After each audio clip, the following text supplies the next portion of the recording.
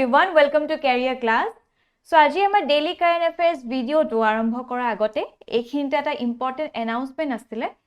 Career Class main specific এটা power pack package লৈ আনিছে যিহেতু APSC prelims already হৈ গল আৰু APSC tentative calendar অনুসৰি mains তেওঁলোকে conduct কৰিব জুন or জুলাই so সেই ক্ষেত্ৰত আমি এতিয়াৰ পৰা আমাৰ প্ৰস্তুতি চলাই নিব লাগিব right so আমাৰ Career Class এইখিনি package লৈ আনা হৈছে যত main stage series আপোনালোকে avail কৰিব পাৰিব at 7000 যত থাকিব 4খনকৈ papers per set 4খনকৈ paper থাকিব right আৰু the cherry on the top is that আপোনালোকে within 48 hours গুটে feedback খিনি লব পাৰিব right so আপোনালোকে কেনেকে test series টো লিখিছে কিমান attempt কৰিছে আৰু কি কি enhancementৰ প্ৰয়োজন গুটেখিনি feedback আপোনালোকে within 48 hours পাব লগতে mains guidance এটাও লৈ আনা হৈছে so সম্পূৰ্ণ ৰূপে আপোনালোকক নাৰ্চাৰ কৰা হ'ব 2 ক্লাसेस ডেইলি থাকিব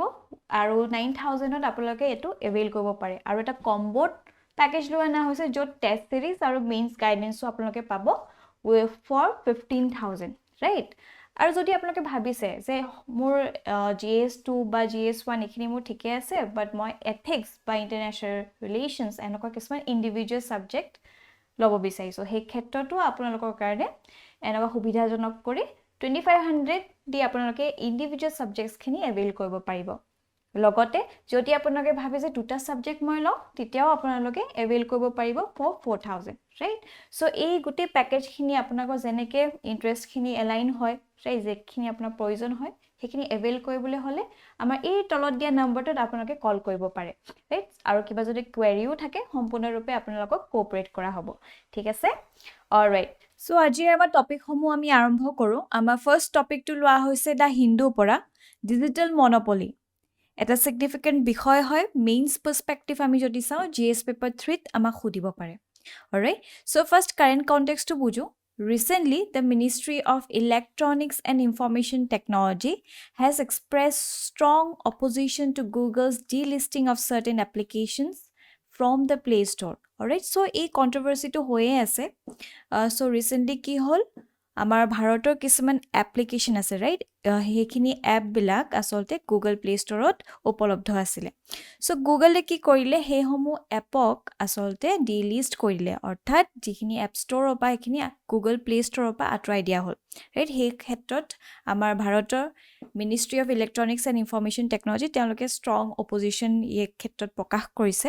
হয়নে সো আমি গোটেই বস্তুটো বুজিবলৈ চেষ্টা কৰিম কিয় হৈ আছে আৰু কি কি কাৰণ ৰাইট So,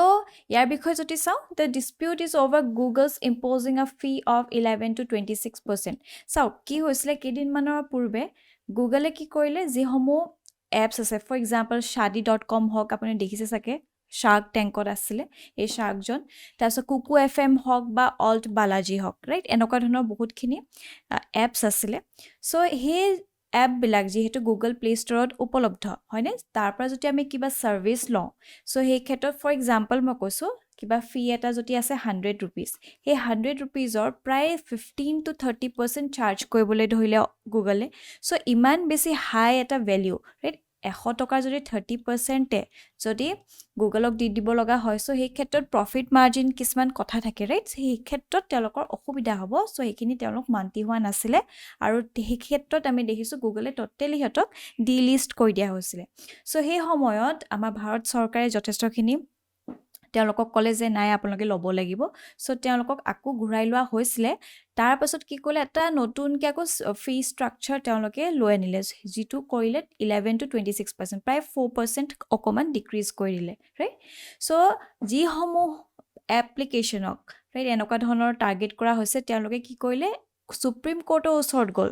হয়নে সো ইন্টাৰিম ৰিলিফ এটা বিচাৰিলে বাট সুপ্ৰিম কোৰ্টও তেওঁলোকক ইমান প্ৰভাইড তেনেকুৱা ইন্টাৰিম ৰিলিফ কিছুমান প্ৰভাইড কৰিব নোৱাৰিলে আৰু তাৰ পাছত যিহেতু তেওঁলোক মান্তি হোৱা নাই with this new Phi structure so যি সমূহ নতুন এপছ সমূহ এই নতুন ফি ষ্ট্ৰাকচাৰটোৰ লগত তেওঁলোক মান্তি হোৱা নাই তেওঁলোকক আকৌ ডিলিষ্ট কৰি দিছে দেখিছে সো এইবিলাক কি দেখুৱা হৈছে এটা হতৰ জায়ান্ট মনোপলি এটা দেখাইছে হয়নে সো এইবিলাক অকন ইস্যুজ হৈ আছে সো এই ক্ষেত্ৰত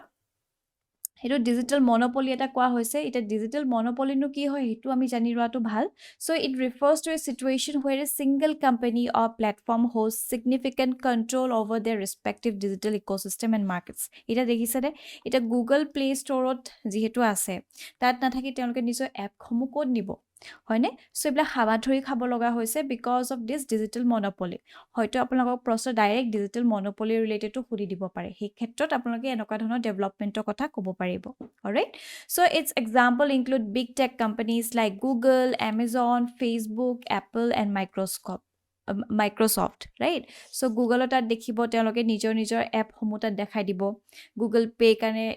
তেওঁলোকে ট্ৰাষ্ট দিব ৰাইট গুগল প্ৰডাক্টসমূহ তেওঁলোকে বাৰে বাৰে এডভাৰটাইজমেণ্টত দেখাই থাকিব মানুহক সেই নাজ থিয়ৰী ইউজ কৰি কিনি কি হয় মানুহৰ পাৰচেপশ্যনটো সলাবলৈ চেষ্টা কৰে হয়নে সো তেওঁলোকৰ এটা বিগ গেম হৈ পৰে হয়নে যিটো লেভেল প্লেইং গেম ফিল এটা আমি বিচাৰোঁ সেইটো নহয়গে because they have a big digital monopoly over this marketplace right so এইখিনি ইছ্যুজ হৈ আছে সো কি ইছ্যুজ হৈ পৰে উইথ ছাচ ডিজিটেল মনোপলি যদি আমি চাওঁ এক্সক্লুশ্যনেৰী বিহেভিয়াৰ আহি পৰে যেনে ধৰক digital monopolies often engage in exclusionary practices that prevent business users and consumers from switching to third party service providers ঠিক আছে সো তেওঁলোকে হেতু লবই লাগিব মানে তেওঁলোকৰ সাৰ্ভিস অৰ এজ বেলেগ যদি থাৰ্ড পাৰ্টি ইউজ কৰিব বিচাৰে সেই ক্ষেত্ৰত হেখিনি নহয় সো কি হয় নতুন যিখিনি বিজনেস এন্টিটিজ এন্টাৰ হ'ব বিচাৰে বা বেলেগ থাৰ্ড পাৰ্টি প্ৰভাইডাৰ্ছৰ ওচৰত যেহেতু তেওঁলোকে গুটেটো এটা বাউণ্ডাৰী সেট কৰি দিয়ে ৰাইট সো হে তেওঁলোক যাব নোৱাৰে এক্সক্লুশনাৰী বিহেভিয়াৰ এটা কৰি তোলে সো নিজৰ মনোপলি তাত চলাই থাকিব for example app stores mandating use of their own payment system making it difficult for app developers to use alternative payment methods দেখিছে সো ঠিক আছে গুগল ইউজ নকৰি যদি বেলেগ অল্টাৰনেটিভ আমি যদি প্লেটফৰ্মো বিচাৰো ফৰ দ্য পেমেন্ট মেথড সেই ক্ষেত্ৰত কিন্তু তাত একসেপ্টে নকৰিব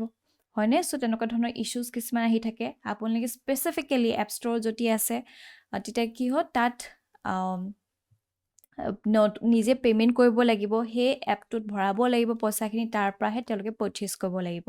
যেতিয়া পাৰচেজ কৰে যিহেতু হে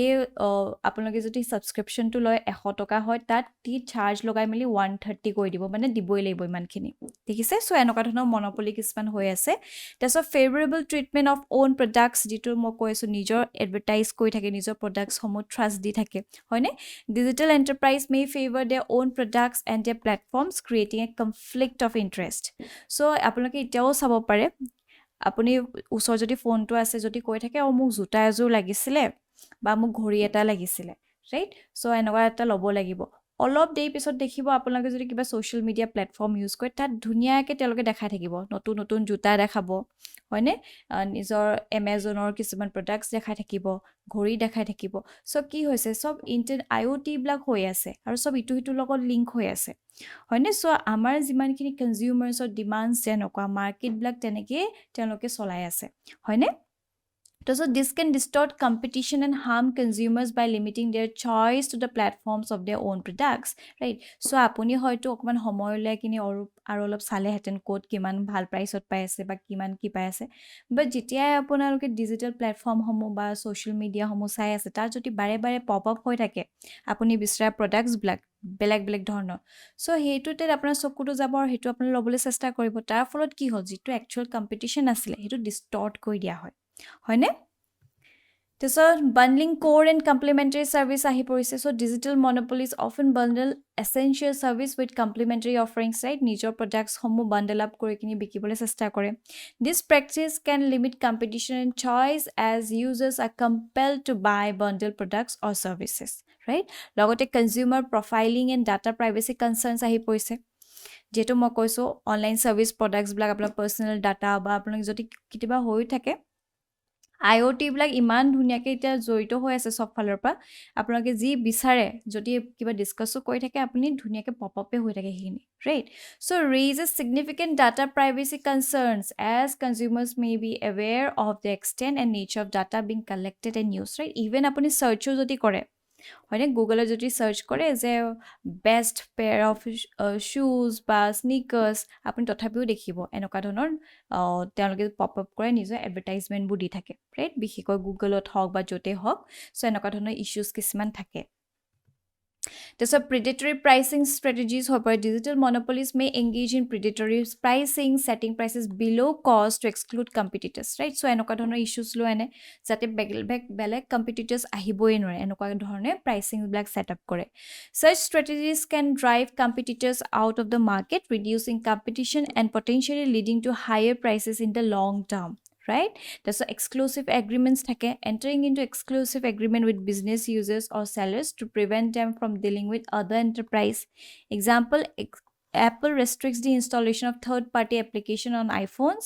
limiting consumer choice and hindering competition. দেখিছে? So এনেকুৱা ধৰণৰ issues হৈ থাকে। এই ক্ষেত্ৰত ভাৰতে কি ইনিচিয়েটিভ আনিছে টু প্ৰিভেন্ট ডিজিটেল মনোপলি যদি চাওঁ প্ৰথমতে consumer protection e-commerce rules of 2020 লৈ অনা হৈছিলে ৰাইট সো এইখিনি কথা আমি ক'ব পাৰিম যদি ডিজিটেল মনোপলি কথা আহোতে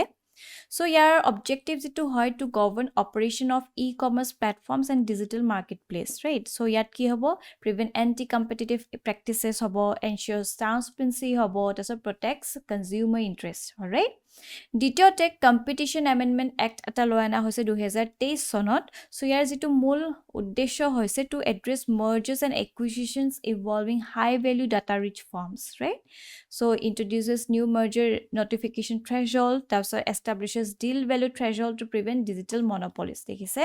সো এইখিনি কথা আমি ক'ব পাৰিম লগতে role of Competition Commission of India CCI very important so CCI কি কৰে এটা লেভেল প্লেইং ফিল্ড আনিবলৈ চেষ্টা কৰে যাতে সকলো কম্পিটিটৰ্ছে সমান ধৰণে তেতে তেওঁলোকৰ কম্পিটিশ্যন হ'ব পাৰে So to investigate and take action against anti-competitive practices by digital platforms and yet ki kora hoy monitor anti-competitive behavior and enforces competition laws. Alright, so ekhini monot rakhibo jodi hude digital monopoly kotha tite ami ekhini kotha kobo parim. Alright. Our next topic to lua hoise the Assam Tribunal pora Battle of Samdhara khub important eta bishoy hoy a mains perspective ami jodi sao amak GS paper 5 or hudibo pare ঠিক আছে so current context কি হৈছিলে কেদিনমান দিনৰ পূৰ্বে এটা article আহিছিলে দা forgotten battle বিলি right so এই ক্ষেত্ৰত ডক্টৰ সতীশ চন্দ্ৰ ভট্টাচাৰ্য তেখেতে অকমান আৰ্গিউ কৰিছে যে সেই আৰ্টিকেলটো যেহেতু ক'লে ফৰগটেন ব্যাটল এটো ফৰগটেন ব্যাটল নহয় ৰাইট তে অকমান ক্ৰিটিসাইজ কৰিছে সো হেখিনি ডিপত আমি না যাও কাৰণ হেখিনি আমাৰ এক্সাম পাৰ্সপেক্টিভ ইম্পৰ্টেন্ট নহয় এইবিলাক ক্ৰিটিসিজম ইত্যাদি বাট Battle of Samdhara kintu ma exam perspective of importance ase thik ase so yat ki koa hoise Dr. Satish Chandra Bhattacharya argues against the notion that the Battle of Samdhara and land and water clash between Ahoms and Mughals were a forgotten event jetu mo koso kediman dino purbe eta article ahisle Assam Tribunal te he khetrot tekhete argue korise aru nijor tothyo homo dangi dhoribole chesta korise so first ami Battle of Samdhara kotha bujim So the battle took place in 1616 AD. আপোনালোকে প্ৰিলিমছৰ কাৰণে নিশ্চয় পঢ়িছে সাকে এই ক্ষেত্ৰত So যদি আমি চাও সাকা এৰা সময় কিমান আছে 1538 right So during the reign of Swargadeo Pratap Singh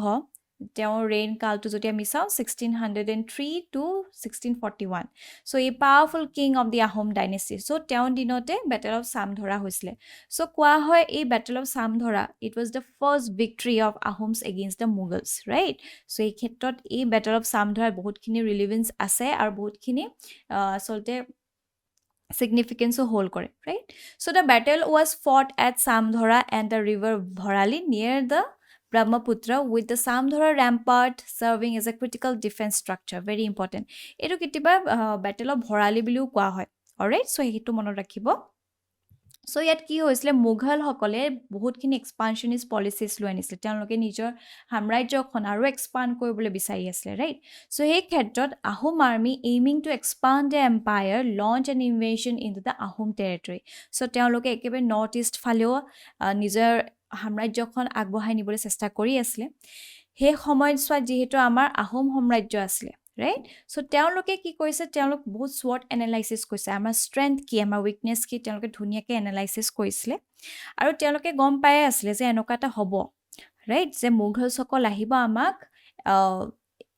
attack কৰিব right so aware of the impending threat so তেওঁলোকে কি কৰিলে fortified the region by constructing Samdhara rampart right so আপোনালোকে দেখিব চাগে আগতে কি হৈছে এখন যদি এখন সাম্ৰাজ্য হয় suppose ঠিক আছে সো এটো কিংডম হয় তো ওচৰতে কি হয় এনেকে rampart উখ কে এনেকা ধৰণৰ ফৰ্ট নিচিনা বনায় চ' তাৰ ফলত কি হয় এইটো ছেফগাৰ্ড হৈ থাকিব ভিতৰৰ এৰিয়াখিনি আৰু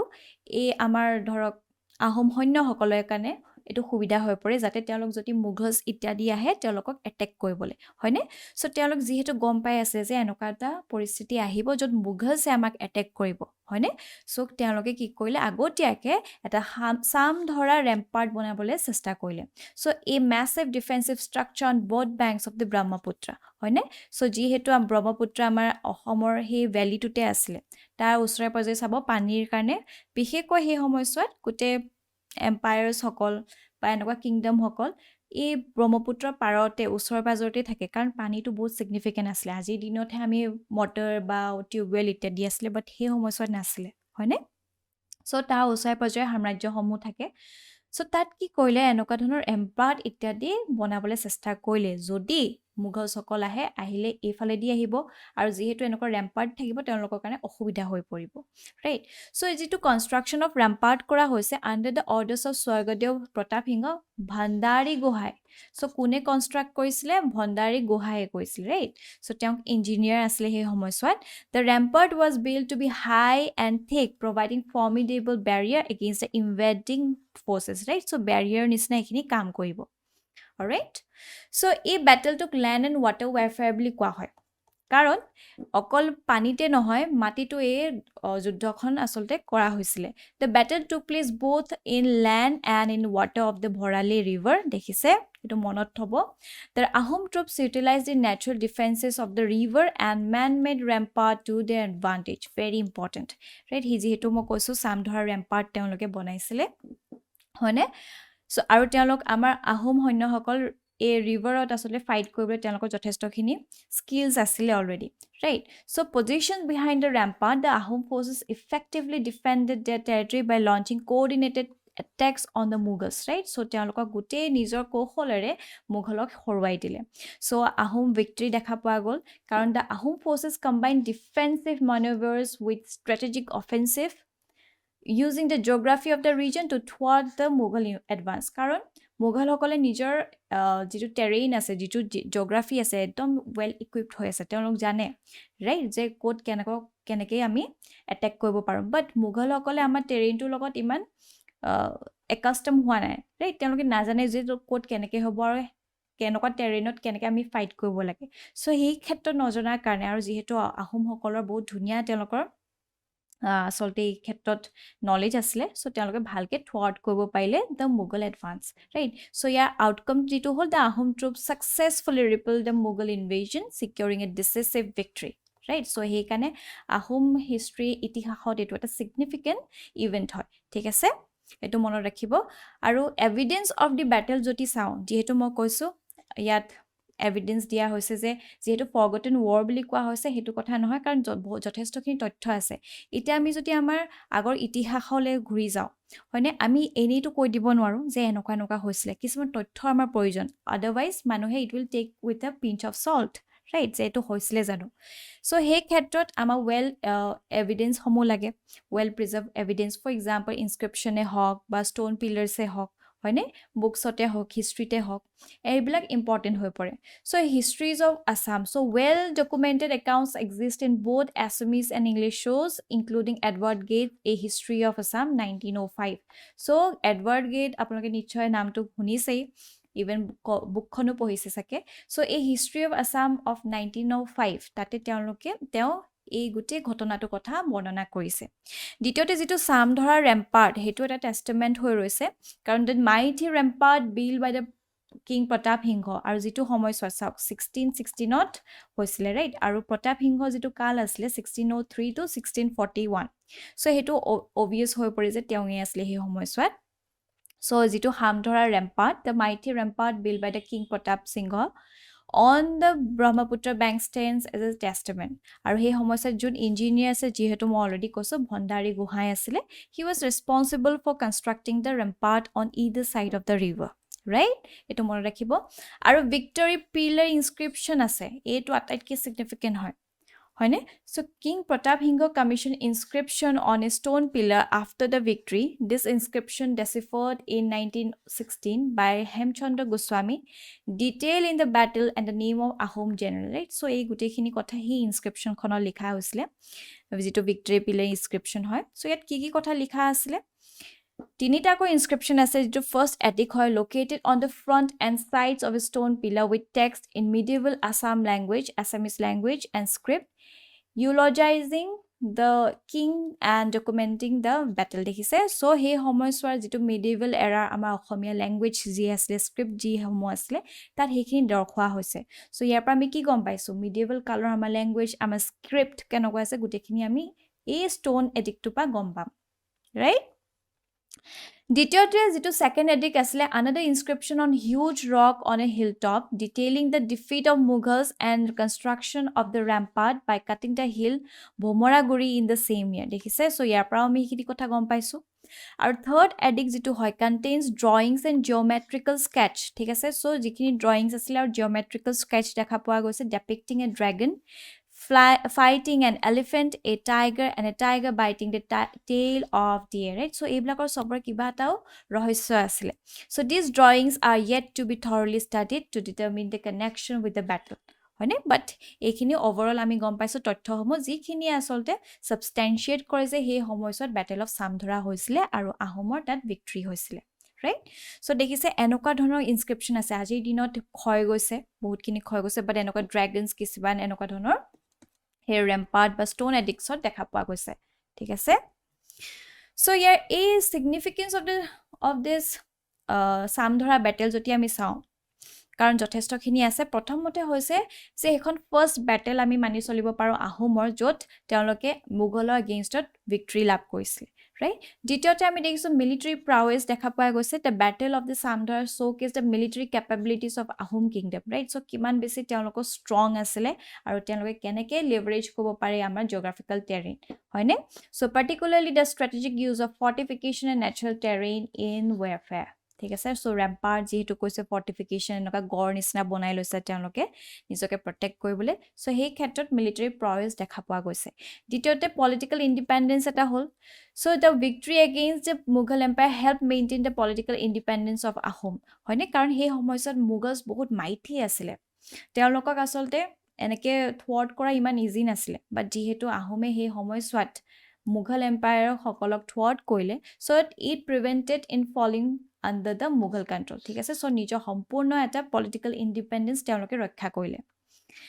তৃতীয়তে symbol of resistance হৈ পৰিলে so battle of samdhara has become a symbol of resistance and resilience for the ahoms representing their ability to defend their land and culture against external threats right so he battle khone eta message প্ৰকাশ কৰিলে যে আহোম সকল কিমান বেছি strong হয় না কিমান বেছি valorous হয় কাৰণ হে সময়ছোৱাত ইমান ইজি নাছিলে but they have used their tactics used their wisdom and resilience in fighting back those Mughals right that's why architecture engineering feats dekha poa goise so the construction of Samdhara rampart is a testament to the engineering skills and strategic foresight of the Ahom kingdom highlighting their ability to create effective defensive structure logote culture legacy thaki goise karon King Pratap Hinga commemorated the victory by inscribing message on stone pillars and rocks, right? So, he homoyswa amar eta insight dibole chesta korise he homoyswat kenoka dhono medieval Assamese structures ase, scripts asile, language asile, right? So, eblak culturally asolte legacy aji porjonto rakhi thoise. হয়নে so আমি যথেষ্টখিনি discuss কৰিলো কি কি significance whole কৈছে এনেকুৱা ধৰণৰ প্ৰশ্ন আপোনালোকে পাব পাৰে right battle of Samdhara related so এইখিনি কথা আপোনালোকে তাত ক'ব পাৰিব So based on this topic at a mains perspective prashno dia hoise the battle of Samdhara fought between Ahoms and the Mughal is a crucial episode of Assamese history discuss right so enoka dhonor apnaloke pabo pare so ekhini sabo tar bisor amar next topic to lua hoise economic times of pura global assessment of mangrove ecosystem and a significant bihoy hoy mains perspective bikhoy GS paper 3 amak khudibo pare ঠিক আছে first current context to bujilo a recent global assessment by the International Union for Conservation of Nature, that is IUCN, has highlighted a bleak outlook for the world mangrove forest. Right? So, আজি এই editorialটো জৰিয়তে আমি যথেষ্টখিনি facts বা data লাভ কৰিম, হয়নে? So, সেইখিনি আপোনালোকে handy কৰি ৰাখিব পাৰে কেইটামান, কাৰণ mangrove related যদি কিবা প্ৰশ্ন সোধে সেইখিনি data আমি provide কৰিব পাৰিম. Alright? Okay, so first bujilo mangroves ki hoy. So these are diverse group of salt tolerant plants communities found in the tropical, subtropical, coastal, intertidal zone. ঠিক আছে, so দেখিছে এনেকুৱা ধৰণৰ পানী বিলাক থাকে, এইবিলাক যদি salt water তো তেওঁলোকে survive কৰিব পাৰে. So it act as a buffer zone. ঠিক আছে, transition zone হিচাপে আহে. So suppose ইয়াত যদি water body এটা আছে, ইয়াতে এই mangroves সকল থাকিব. ঠিক আছে, আৰু এফালে ল্যান্ড থাকিব. সো এই যেহেতু শ্যালো ওয়াটাৰ থাকিব এই জেগা টুকুৰাত, আৰু কিছুমান হয়তো সল্ট ওয়াটাৰৰ টলাৰেন্ট থাকে তেওঁলোক, হয়নে? যদি সল্ট ওয়াটাৰ থাকে, সি ওচৰত থাকে, সো এই গছবিলাক তাতে সাৰ্ভাইভ কৰে, আৰু ইয়াত যথেষ্টখিনি ইকোসিস্টেম তেওঁলোকে শেল্টাৰ দিয়ে, ৰাইট? যেনে ধৰক ইয়াত বহুতে মিছা মাছ ইত্যাদি ইয়াতে ব্ৰিডিং কৰে, হয়নে? বহুতখিনি চৰাই চিৰিকটি আমি পাম ইয়াতে, আৰু লগতে ফিশ সমূহে ইয়াতে ব্ৰিডিং কৰে, right? So this is very significant. আৰু যেতিয়া ধৰক বহুত ডাঙৰ waves ইত্যাদি আহিছে, so কি হ'ব? এই যেহেতু গছ গছনি আছে ইয়াতে, right? So এইখিনি buffer zone নিচিনা act কৰিব. So যিটো ডাঙৰ যদি wave ইত্যাদি আহে সেইখিনি ইয়াতে stabilize কৰিবলৈ চেষ্টা কৰিব, যাতে এই land area থকা ঘৰ চৰবিলাক protect হৈ থাকে, right? So এই সমূহ বহুত important হয়, এটা shield নিচিনা আমাক help কৰে. So characteristic যদি আমি চাওঁ, survive under hostile environment, য'ত high salt হওক, low oxygen হওক, তাতো তেওঁলোকে survive কৰে, right? So their roots, আমি যদি চাওঁ, absorb oxygen from atmosphere, thick succulent leaves to store fresh water, right? আৰু আমি দেখিছো significant stabilize the coastal line and reduce soil erosion, দেখিছে যেহেতু মই already কলো, protection against the cyclones, improve water quality by absorbing nutrients and important carbon sink, হয়নে? দেখিছে carbon sinkৰ নিচিনাও কাম কৰে, but আমি দেখিছো আজিৰ দিনৰ যথেষ্টখিনি threats ইত্যাদি হৈ আছে, right? Encroachment হওক বা shrimp farms হওক, যেহেতু মই কৈছো মিছা মাছ খুব এইবিলাকত হয়, so এই ক্ষেত্ৰত কমাৰ্শিয়ালি কিছুমান shrimp farms কৰা হৈছে, সেই ক্ষেত্ৰতো বহুতখিনি আমি নাইকিয়া হৈ যোৱা দেখিছো, টেম্পাৰেচাৰ ফ্লাকচুৱেশ্যনছো হৈ আছে, হয়নে? ক্লাইমেট চেঞ্জৰ কাৰণেও মেংগ্ৰোভছৰ যিটো কভাৰ কমি কমি আহি আছে, হয়নে? সো আজি এই আৰ্টিকলটো যথেষ্টখিনি আমি ডিছকাছ কৰিম কি কিনো হৈ আছে. সো কি ফাইণ্ডিংছ কি দেখা পোৱা গৈছে? So IUCN red list of ecosystem তেওঁলোকে উলিয়াইছে টুলটো, লগতে কভাৰেজ কৰা হৈছে 36 ৰিজন এক্ৰছ 44 কাণ্ট্ৰিজ, ঠিক আছে? এইটো মনত ৰাখিব. ইয়াত কোৱা হৈছে ৰিস্ক ষ্টেটাছৰ কথা, যে over 50% of mangrove ecosystem are on the verge of collapse, দেখিছে? সো গোটেই আমাৰ গ্লোবেলি যিমান সমূহ মেংগ্ৰোভ ইকোচিষ্টেম আছে তাৰ প্ৰায় 50% they are in the verge of collapse. কিমান ডাঙৰ এটা ইনফৰমেশ্যন আমি গম পাইছো, ৰাইট? সো এইটো মনত ৰাখিব. আৰু 50% classified as vulnerable, endangered or critically endangered, right? Very significant. So ইয়াৰ পৰাই আমি গম পাইছো যে এই যে মেংগ্ৰোভছ ইকোচিষ্টেম বহুত বেছি ফ্ৰেজাইল হৈ আহি আছে, বহুত বেছি vulnerability এটা আহি আছে, ৰাইট? আৰু প্ৰায় 19.6% mark as endangered or critically endangered and 33% threatened by climate change impact. So এইটো মনত ৰাখিব, 33% threatened by climate change impact. So যথেষ্টখিনি আমি তথ্য পাইছো, এইখিনি মনত ৰাখিব পাৰে, কাৰণ যিসমূহ ফাইণ্ডিংছ আমি পাইছো IUCNৰ মতে পাইছো, হয়নে? আৰু থ্ৰেটছ যদি আমি চাওঁ, হিউমেন এক্টিভিটিজ বিশেষকৈ ডিফৰেষ্টেশ্যন আমি দেখিছোঁ, development, pollution, dam construction, plus আমি দেখিছোঁ সেই অঞ্চলত কিছুমান তেওঁলোকে টুৰিষ্ট এক্টিভিটিজ চলাই থাকে, হয়নে? বিল্ডিং বনায়, হোটেলছ বনায়, তাৰ ফলত কি হৈছে? এই মেংগ্ৰোভছবিলাক গোটেই কাটি পেলাই দিয়া হৈছে, হয়নে? ডিফৰেষ্টেশ্যন হৈছে, নাইকিয়া হৈ গৈ আছে. চ' এটা ছাষ্টেইনেবল প্ৰেক্টিছ অনা বহুত যথেষ্টখিনি সময় আহি পৰিছে, ৰাইট? লগতে ক্লাইমেট চেঞ্জটো আমি দেখিছোৱে, ইনক্ৰিজ ফ্ৰিকুৱেঞ্চি অফ চিভিয়াৰ ষ্টৰ্মছ, চ' ইমানেই ডাঙৰ ষ্টৰ্মছ আহে, সেই মেংগ্ৰোভছ সকলো আচলতে ছাষ্টেইন কৰিব নোৱাৰে, হয়নে? লগতে সি লেভেল ৰাইজ হৈ আছে, তাৰ ফলতো আমি দেখিছোঁ ডিষ্ট্ৰাকশ্যন অফ মেংগ্ৰোভছ, ৰাইট? আৰু এই তথ্যসমূহ মনত ৰাখিব, ইম্পৰ্টেণ্ট হয়। যেতিয়া মেংগ্ৰোভৰ কথা সুধিব, এইখিনি যদি আমি ক'ব পাৰোঁ, আমাৰ এনচাৰটো বেলেগতকৈ যথেষ্টখিনি এডভান্স হৈ উঠিব, ৰাইট? আৰু লগতে ৰিজনেল ক্লাছিফিকেশ্যন যদি আমি যাওঁ, critically endangered যিসমূহ আছে so South India, Sri Lanka, Maldives, Southwest Atlantic দেখিছে critically endangered হয় এই red mark কৈ থোৱা আছে দেখিছে দে এই সমূহ অঞ্চলত যথেষ্টখিনি আমি দেখিছো mangroves বোৰ critically endangered হৈ আছে right আৰু যদি endangered চাও এই Ogulhas, Central Pacific, East Coral Triangle, East Central and South East Australian shelves যিখিনি orange mark কৈ থোৱা আছে দেখিছে এই সমূহ অঞ্চল আসলতে endangered হৈ আছে right এটো মনত ৰাখিব এনেকুৱা ধৰণৰ এটা যদি ডায়াগ্ৰামো আকি দেখাব পাৰে তেতিয়াও এনসাৰটো আৰু বেছি উন্নত হৈ পৰে alright so ecosystem extent and importance যদি আমি চাও আজিৰ দিনত আমি যদি দেখো 1,50,000 square kilometers on tropical, subtropical and warm temperature coast ঠিক আছে এটো important হয় আৰু coastline presence যদি চাও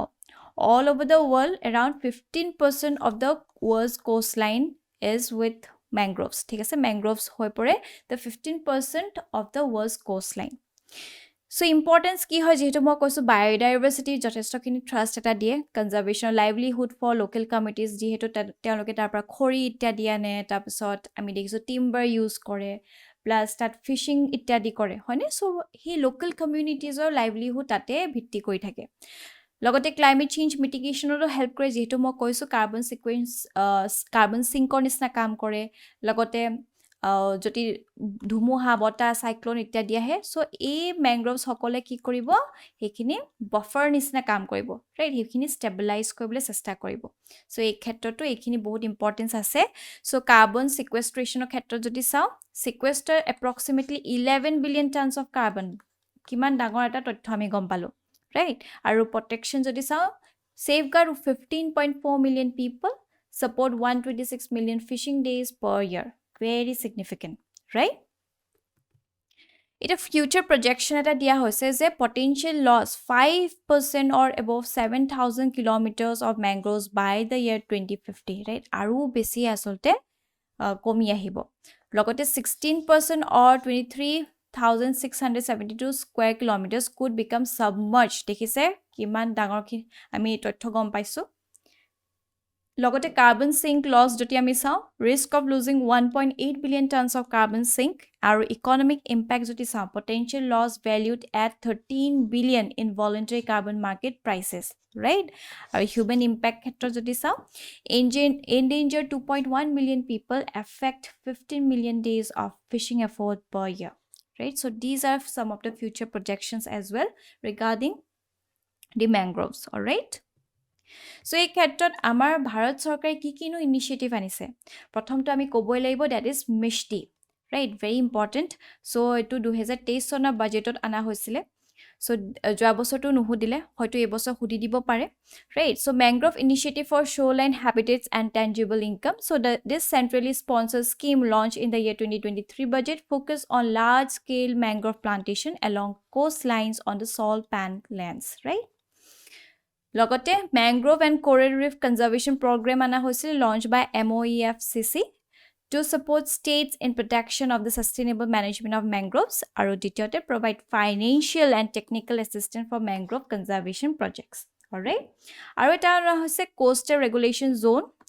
yat ki kora hoise enforce regulations to protect coastal ecosystem including mangroves by restricting industrial and developmental activities in designated areas right so dekhise ekhini initiatives ase ami ekhini kotha kobo paro logote kisman state wise o bahut nijor initiatives ana hoy mangrove cell ityadi right hekhinu sai lobo itiar pora apunaloke amar videos buror pdf homur lab koibo paribo amar career class of WhatsApp channel tot goi aru WhatsApp channel to logot joito hobole এই ভিডিওটো তলত যেটো description box আছে তাতে এটা link provide কৰা হৈছে সেই লিংকটোত ক্লিক কৰিলে আমাৰ লগত আপোনালোক জড়িত হ'ব পাৰিব আৰু তাতে এক্সাম ৰিলেটেড বিভিন্ন ধৰণৰ PDFs সমূহ এভেইল কৰিব পাৰিব ঠিক আছে